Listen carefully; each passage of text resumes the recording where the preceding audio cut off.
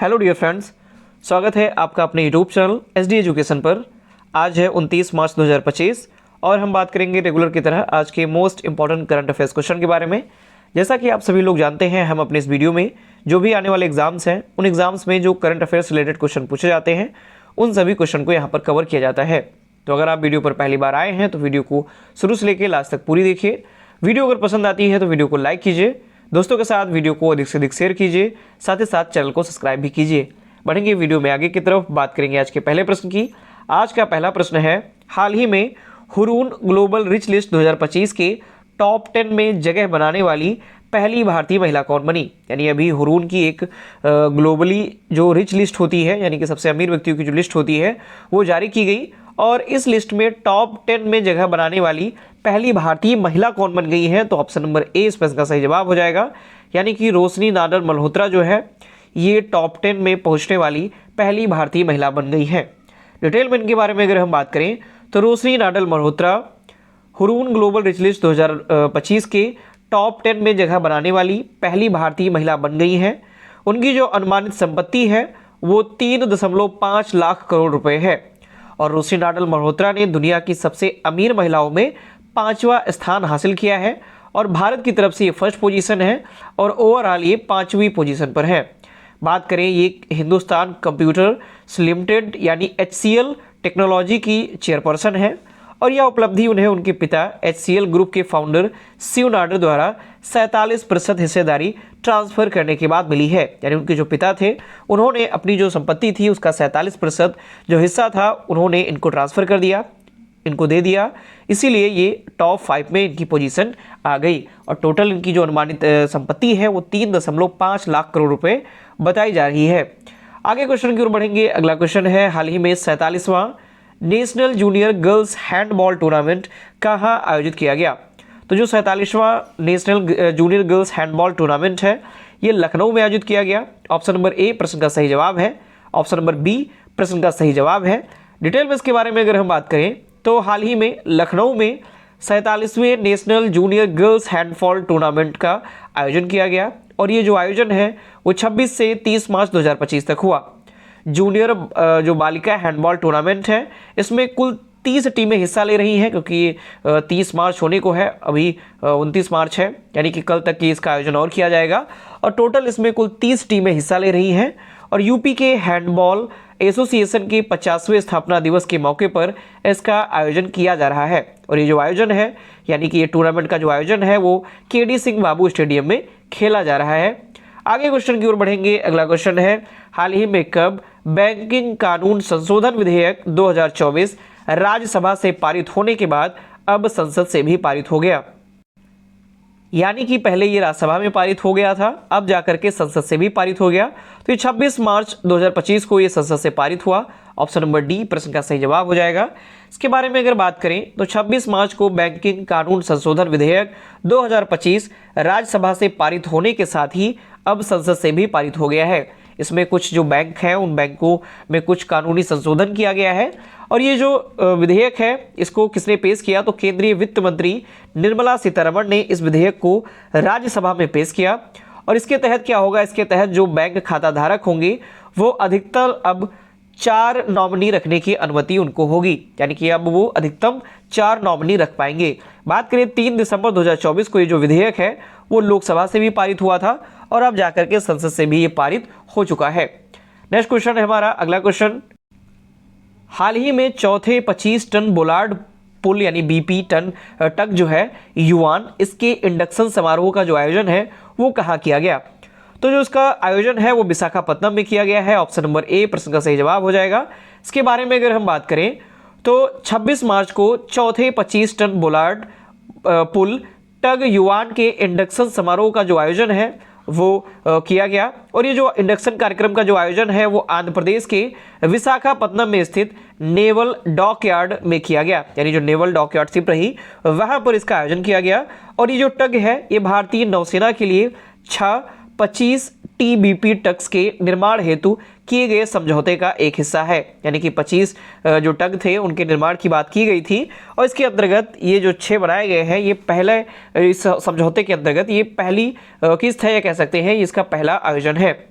आगे क्वेश्चन की ओर बात करते हैं। अगला क्वेश्चन है, हाल ही में अंतर्राष्ट्रीय रामायण कॉन्क्लेव का आयोजन कहाँ किया गया?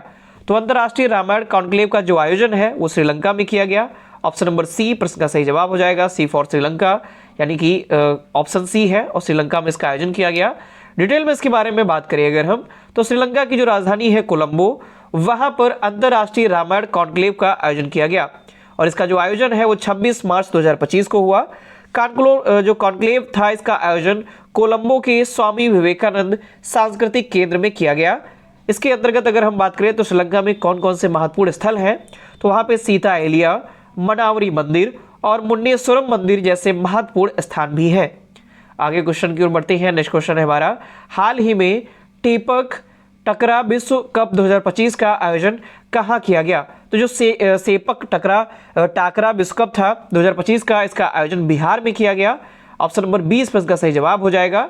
और डिटेल में इसके बारे में अगर हम जानें तो हाल ही में सेपक टाकरा विश्व कप 2025 का आयोजन बिहार की राजधानी पटना में किया गया और इसका जो आयोजन है वो 25 मार्च 2025 को हुआ, यानी फाइनल इसका जो खेला गया वो 25 मार्च को खेला गया। इसमें भारतीय पुरुष टीम रही उसने गोल्ड मेडल जीता।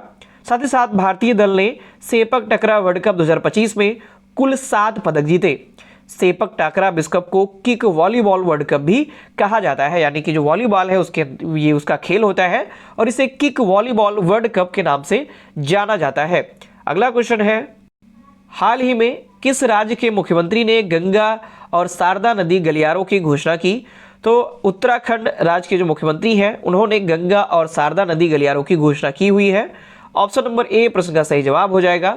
इसके बारे में अगर बात करें तो उत्तराखंड के जो मुख्यमंत्री हैं पुष्कर सिंह धामी, इन्होंने राज्य में धार्मिक पर्यटन को बढ़ावा देने के लिए पवित्र जो गंगा और शारदा नदियों के किनारे गलियारों के विकास की घोषणा की है। और इसका उद्देश्य क्या है?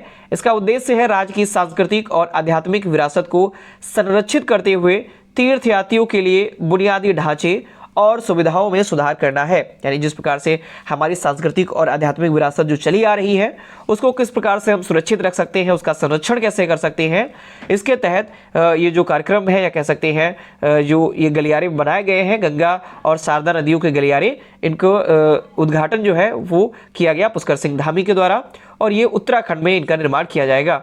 आगे क्वेश्चन की ओर बढ़ते हैं। अगला क्वेश्चन है, हाल ही में रंग दे गुलाल प्रदर्शनी का आयोजन कहाँ किया गया?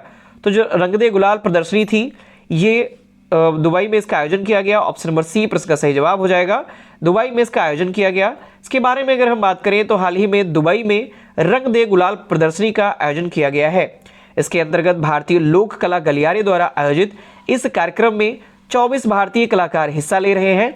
साथ ही साथ इस प्रदर्शनी का जो उद्देश्य है वो भारत की पारंपरिक कलाओं को वैश्विक स्तर पर बढ़ावा देना है, यानी कि भारत की जो भी पारंपरिक कलाएं हैं उनको विश्व स्तर पर कैसे उनको बढ़ावा दिया जा सके, कैसे विश्व स्तर पर उनकी अपनी एक अलग पहचान बनाई जा सके, इसका प्रमुख उद्देश्य रहा है। भविष्य की पीढ़ियों के लिए उनका संरक्षण भी सुनिश्चित करना, ये भी इसका मुख्य उद्देश्य है। आगे क्वेश्चन की ओर बढ़ेंगे। अगला क्वेश्चन है, हाल ही में किसे संगीत अकादमी का संगीत कला निधि पुरस्कार मिला है? तो संगीत अकादमी का जो संगीत कला निधि पुरस्कार है वो आर.के. श्रीराम कुमार को दिया गया। ऑप्शन नंबर बी प्रश्न का सही जवाब है। इसके बारे में अगर हम डिटेल में बात करें तो वायलिन वादक आर.के. श्रीराम कुमार को प्रतिष्ठित संगीत कला निधि पुरस्कार देने की घोषणा की गई। संगीत अकादमी के अध्यक्ष एन मुरली के अनुसार भरतनाट्यम कलाकार उर्मिला सत्यनारायण को नृत्य कला निधि पुरस्कार के लिए चुना गया है। अकादमी ने श्यामला वेंकटेश्वरन और तंजावुर आर गोविंदराजन को संगीत कला आचार्य पुरस्कार देने की घोषणा की है। तो अकादमी जो है श्यामला वेंकटेश्वरन और तंजावुर आर गोविंदराजन, इन्होंने संगीत कला आचार्य पुरस्कार देने की घोषणा की है। तो बात करें अगर सिर्फ और सिर्फ संगीत कला निधि पुरस्कार की तो वो आर.के. श्रीराम कुमार को दिया गया है। अगर हम बात करें संगीत अकादमी के जो अध्यक्ष हैं एन मुरली, इनके अनुसार तो जो भरतनाट्यम कलाकार का जो नृत्य कला निधि पुरस्कार है ये भरतनाट्यम कलाकार उर्मिला सत्यनारायण को दिया जाएगा। साथ ही साथ जो संगीत कला आचार्य पुरस्कार है ये श्यामला वेंकटेश्वरन और तंजावुर आर गोविंदराजन को दिया जाएगा। तो ये कुछ अन्य और भी पुरस्कार हैं इसके अंतर्गत दिए जाएंगे। नेक्स्ट क्वेश्चन की ओर अगर हम बात करें तो अगला लास्ट क्वेश्चन है, हाल ही में पारंपरिक सिग्मो महोत्सव 2025 कहाँ शुरू हुआ? तो जो सिग्मो महोत्सव है ये अभी हाल ही फिलहाल में गोवा में शुरू हुआ है। ऑप्शन नंबर सी प्रश्न का सही जवाब हो जाएगा। इसके बारे में अगर हम बात करें तो हाल ही में पारंपरिक सिग्मो महोत्सव 2025 गोवा में शुरू हुआ। इसका जो आयोजन है वो 15 से 29 मार्च 2025 तक किया गया। बात करें तो गोवा के बसंत उत्सव के रूप में जाना जाने वाला सिग्मो जो है ये वसंत के आगमन और फसल के मौसम का जश्न मनाता है, यानी कि एक फसल त्यौहार है। खासकर ये बसंत के आगमन के लिए जो त्यौहार है ये मनाया जाता है। इस दौरान रंग बिरंगी झांकियां, लोक नृत्यों और सांस्कृतिक प्रस्तुतियों का आयोजन किया जाता है। तो ये थे आज के हमारे मोस्ट इंपॉर्टेंट करंट अफेयर्स के क्वेश्चन। आशा करता हूं सारे क्वेश्चन आपको पसंद आए होंगे, वीडियो आपको इन्फॉर्मेटिव लगी होगी। अगर आपको ये वीडियो पसंद आती है तो इसके लिए आप वीडियो को लाइक करें, अपने दोस्तों के साथ वीडियो को अधिक से अधिक शेयर करें और चैनल को भी सब्सक्राइब करें। धन्यवाद।